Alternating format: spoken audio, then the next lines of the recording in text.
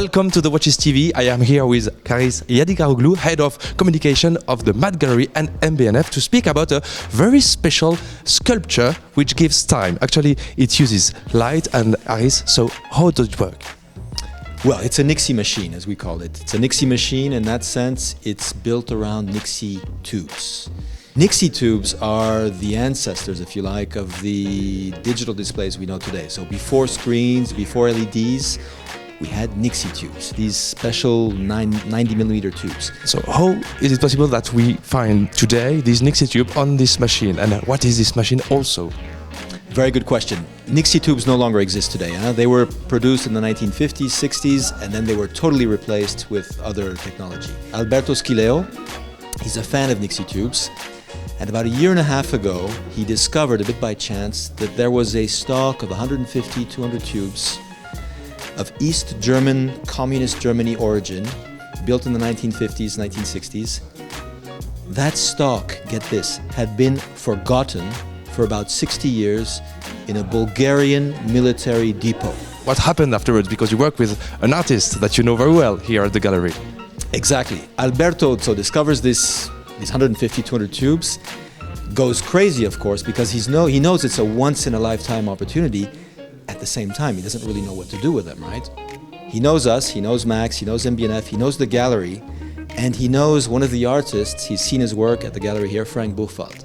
So all that comes together, and he thinks, wouldn't it be nice to create a Nixie clock? But unlike most of the Nixie clocks on the market today, which are relatively cheap, let's say, he wants to make a very special one, a very artistic one.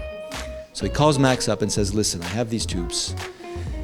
I thought of you guys, I thought of Franck Buchwald. Wouldn't it be nice to create a very exceptional series of clocks? And you know Max, right away he says, absolutely, let's do it. Actually, the first thing we did was check with Franck Buchwald first if he would like the project.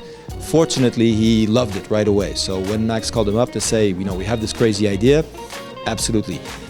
It's a clock, he's never done a clock, but at the same time, these are like bulbs, almost like tubes. So it's quite close to his machine lights, the lamps he's been working on for so many years. He works by hand, so he works with a raw material, mainly steel, as you say, some brass also, and piece by piece, component by component, he creates everything in his workshop in Berlin. For this case, exactly as you said, we needed the help of an electrician.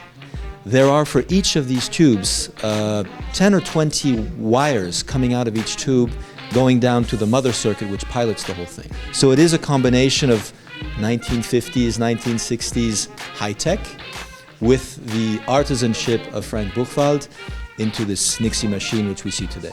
You also see the date right here for a few seconds, 4th of February, and now it goes back to the time. And every so often there's this random scrolling. That's to protect and to prolong the life of the bulbs. Each of the numbers you see here is on a separate electrode. And what's happening when those numbers light up is, in fact, you're sending electrical discharges through those electrodes, and that's lighting up the neon gas in the tube. Now, some of the numbers don't move so much. If you look at the hours here, of course, they go through 1, 0, 1, 2, and that's it for the first digit. Every so often, you need to light up all the electrodes to get rid of any deposits on the electrodes. If you don't do that, the electrodes get a deposit, and that's not very good for the lifetime of the bulb. So every 5 minutes or so, random scrolling, every minute the date, and there are other functions which you can program as well. Thank you very much, Iris. Bye, ciao, take care.